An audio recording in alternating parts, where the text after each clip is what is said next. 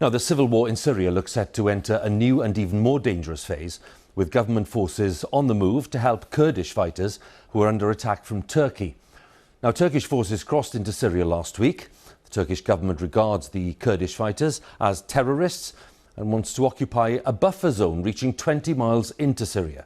The Kurds have now turned to Syria's President Assad for help. And today, Syrian government forces entered several towns just south of the border, setting up a potentially dangerous confrontation with Turkey.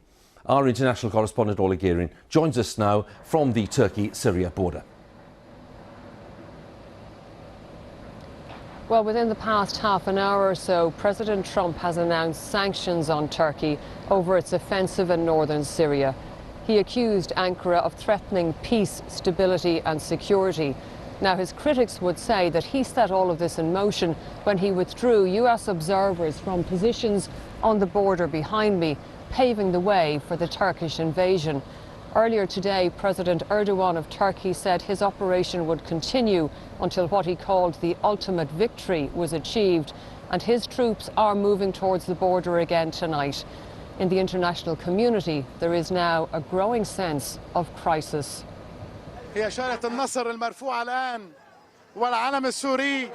Rolling in to a hero's welcome. Troops of the Assad regime handed a victory without firing a shot, arriving today in the strategic town of Ain Issa. Look who's back. The Kurds say they had to do a deal with the regime after Washington left them alone to face a Turkish invasion. The choice, they say, was compromise or genocide. Further along a key highway, the town of Tel Tamer, also back in Assad's hands. Loyalists resurfacing. I've kept this picture hidden for years, waiting for this day, he says. But for other Syrians, this about turn is a painful blow. We met Abu Saddam and his family on the Turkish side of the border. He planned to go home to Tel Tamer once Kurdish militia were gone. Not anymore. I was shocked when they told me that the regime is now in control. We were happy when the Turkish army went in. We were hoping to go back and live happily in our village. No one can go back with the regime there. His young relative Mohammed wants to study medicine in the UK. He can't see a future in his homeland. I think this idea is impossible because I think the Syrian war is endless. Does that make you feel sad? I'm feeling sad for my country, for my people, for what I can do for them. And this is the latest phase in the endless war. Turkey continuing to pound northern Syria. Here a drone strike, allegedly targeting a Kurdish ammunition supply. We work with the precision of a jeweler, President Erdogan claimed today. But the civilian death toll is growing. Well, just across the border here in the Syrian town of Talabayat, rebels backed by Turkey have just raised their flags. In less than a week here, President Erdogan has created a dangerous new reality. Northeastern Syria is now a battleground, and the balance of power is shifting. American troops are pulling out. Syrian troops are moving in. The Turkish leader is unrepentant. And what of Islamic State prisoners being held by the Kurds? Turkey claims it found an empty prison in Talabayad. It's accusing the Kurds of setting IS detainees free to create chaos. But Turkey has opened the door to a dangerous escalation here. And there are fears the situation could move rapidly out of control. Orla Guerin, BBC News, on the Turkey-Syria border. Meanwhile, 3 young children believed to be British who featured in our reporting yesterday are safe following the Turkish airstrikes, according to the charity Save the Children. Their parents are thought to have died fighting for the Islamic State group. Our Middle East correspondent, Quentin Sommerville, met the children in the camp and discovered they'd been taken to safety. Let's talk to Quentin now. I suppose the question is, Quentin, where are they and what's happening to them?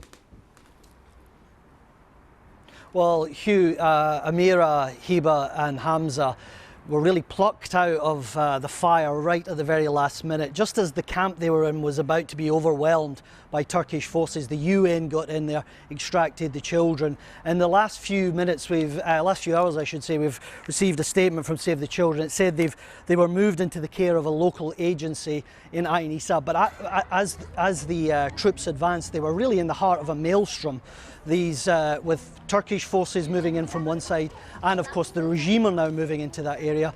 The children were moved to Raqqa with 21 other orphans. Huw, it's worth remembering what these children have been through. They've seen their parents die in front of them. They've witnessed the most incredible atrocities, and they've suffered under the Islamic State propaganda for many, many years. These children are victims, and while they are in a safe place at the moment, Syria is not safe at all. So it's very important that we learn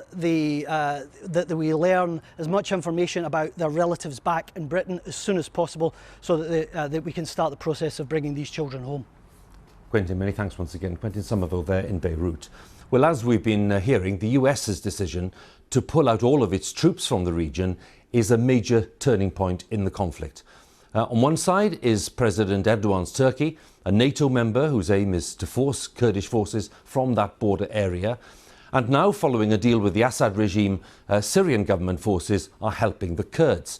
And the Assad regime is backed by Iran and Russia. Let's talk to our Middle East editor, Jeremy Bowen, who's in Erbil in the Kurdish region of Iraq. How significant a moment could this turn out to be, Jeremy? You know, it's been a really significant 7 days, only that time since that first announcement by President Trump that he was going to pull out American soldiers. And in that 7 days, the war map of Syria has been transformed. The Americans have dumped their allies, the Syrian Kurds. But as well as that, there have been big new opportunities for the Turks, for the regime, of course, in Damascus and its backers, Russia and Iran, and as well as that, the jihadists of Islamic State. Now, they want to reconstitute their organization, and they see loads of new opportunities to do it right now. They've announced there's going to be a new campaign of violence, of killing, right across Syria, and they may want to try and bust some of their fighters out of the jails where the Kurds, who are now at a low ebb, are holding them. Now, European countries, very concerned about this. They've asked the Turks to stop their operation. Now, when the troubles of the Middle East come knocking on European doors, their leaders tend to get a bit rattled. And I think the nightmare scenario they have now is that somehow the forces of the regime backed by Russia will end up facing off with NATO forces from Turkey. That's a big, big worry for a lot of them. Now, the last thing really is that this has been a big turning point in Syria's catastrophe. It may make the end game a little bit simpler with the Kurds and the Americans out of the picture, but really that leaves President Assad, his backers, the Russians and the Iranians to do what they need to do to further solidify their victory in this war. Jeremy, once again, thanks a lot. Jeremy Bowen, our Middle East editor in Erbil.